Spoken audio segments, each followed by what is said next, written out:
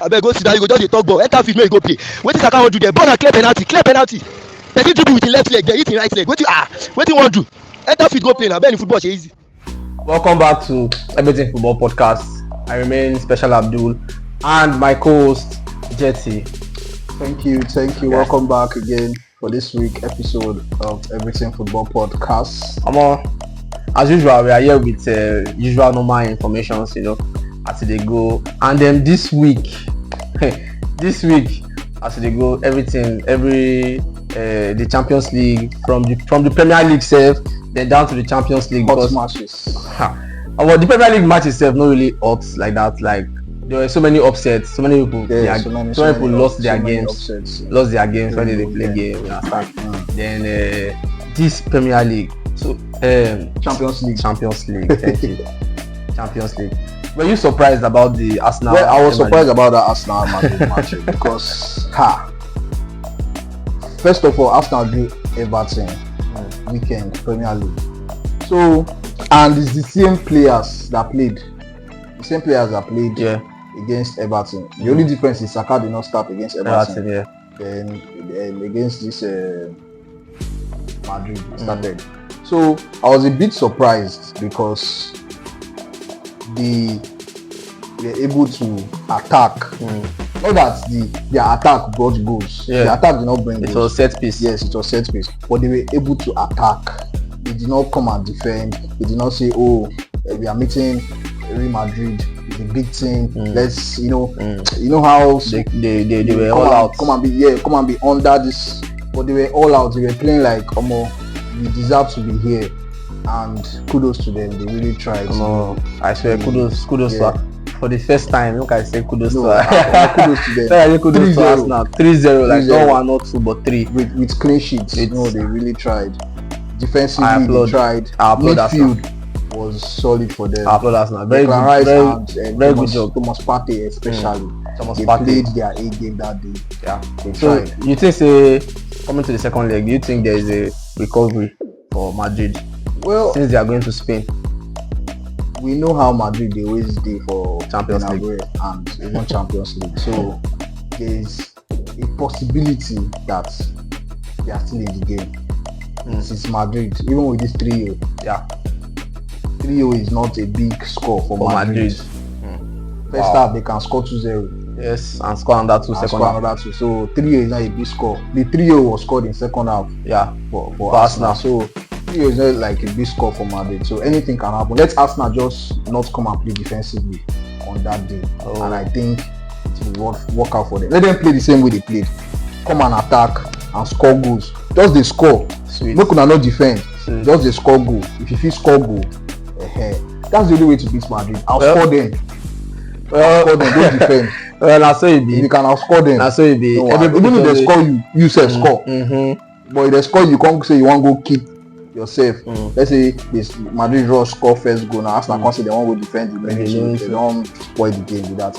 Even if Madrid score first, they can go try to score their own goals. That's the only way to beat Madrid. Well, that's what Barca has been doing. Score them. True. But some Arsenal fans will disagree with you. Some will agree. And so like Bisha, some must disagree, some must agree. Because some Arsenal fans, they will say they go play their normal around football. Around football no fit work. Around football no go work. Like you talk, I go agree with you talk, play normal football and everything. So how about PSG and Aston Villa? You think Aston Villa go fit turn around that game? That one a gone game for Aston Villa. Aston Villa, for me, they are out of the competition. PSG would trash them. Despite say that they come England. More PSG will win them. I mean, PSG attacking force. Their speed. You see, I've been talking about Desire Doué the other time when they were like saw something on Twitter where they said like for if you are the coach for Manchester United next season, which attackers do you think is okay for Manchester United to bring? Desire Doué or Rashford? That was like Desire Doué or Rashford. I think maybe Garnacho should go on loan next season to go and, for me, that's like a very good to go and improve option for him. Yeah, to go on loan, to go on loan, go and improve, not sell him. Yeah, don't sell him. Garnacho has potential. Yeah, he has potential. Yeah, the ability is there. The ability is there. But you go see him. He needs you go see him. he needs to refresh his game. He needs to learn more about football. So let him just go on loan somewhere, maybe Napoli or one other Spanish club. Well, so today's game, Manchester United versus Lyon versus Manchester United. What is your prediction? For me, my prediction will be maybe 3-1 against Who is getting Manchester United will win 3-1. Manchester United winning 3-1 away. Yes, away. Wow. After the Onana and Matic, I saw that saga. All their shades online. It's for me, that statement from Onana wasn't necessary. That statement from Onana wasn't necessary, and the comeback from Matic too made the situation worse because okay, we know Onana has not been a solid goalkeeper, but are we going to say Onana is the worst goalkeeper in the history of Manchester United? Well, I won't say that. If you are asking me, if now you are directing this question at me, I will tell you true. It is. Well, for me, Onana I won't say Onana is the worst goalkeeper we've had in Manchester United. For me, I'll say he is. But I like the authenticity in their media rounds, both from Matic and that is what football should be. Yes, there should be this. We have missed that. Yes, there should be this banter. So that two of them, both teams can sit up and want to everybody know say yes. Okay, now ball we can't play. Don't be say because these days football is more like they are fixing the match. Yes, now they go play match finish. They go shake hands. Everybody go happy. Now fans go come the best. Fans go the best. Let it be. Let's see the passion in it. So I like the way Onana responded in that aspect. It shows that okay, we won't play ball. So, but let us see the results on very the good today. Very good. Make it no fuck up. Very good. Because if you fuck up, now you hand don't fall. So very good. So FPL next week now. Let's talk about FPL next week. FPL next week. Who will be your captain next week? My captain next week for FPL. Well, too many captain picks for next week. I think I will go with. Let me check who I actually go with. You go with. Let me give you Isak because they have Isak and I say Isak. Newcastle and Crystal Palace have double game weeks next week because they are meeting. Because I know they are double game weeks. They are meeting themselves, and Newcastle is playing Manchester United. I know they are double game weeks for next week, so I think I will go with Isak. It's just either Isak or no brainer to go with Isak because Salah now is. If I don't go with Isak, then maybe I'll go with Rogers or Watkins. Well, Rogers, truly very good pick. Rogers, very good pick. For me, I'll go with Isak. I'll go with Isak because they have 2 games. Though those 2 games are not just a walkover games. They are playing Manchester United and Crystal Palace. And the way Crystal Palace they play now, they high form. Mad form.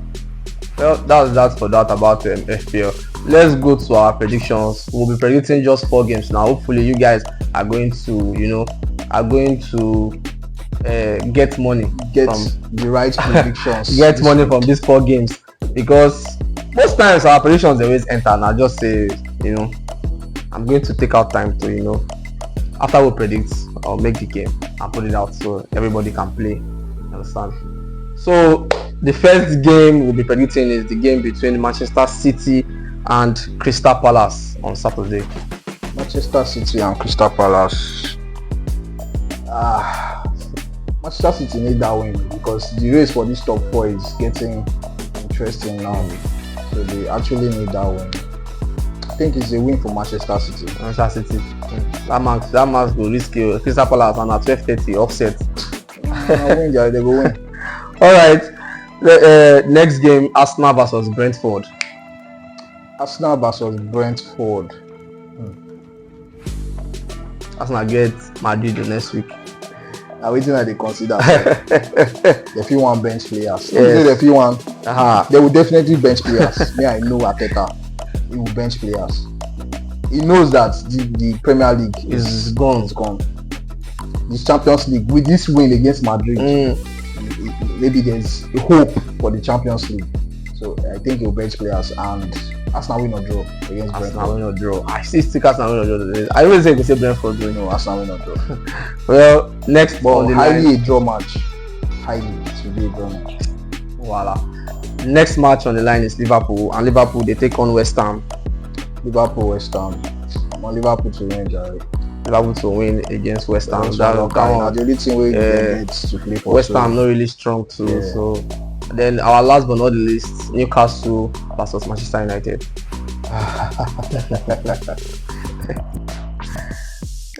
Always a tough one when it's Manchester United. Manchester United to win. To win away. We know how to play Newcastle.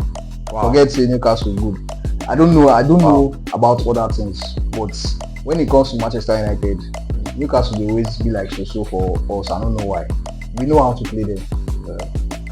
There you have it. Manchester United to win Newcastle. I pray it comes out that way, and I also pray it's prediction for 3-1 tonight comes out that way. Yeah, guys, thank you guys if you have come to this part of the video. Thank you very much for always being a loyal everything football fan. Thank you. We'll see you again next week.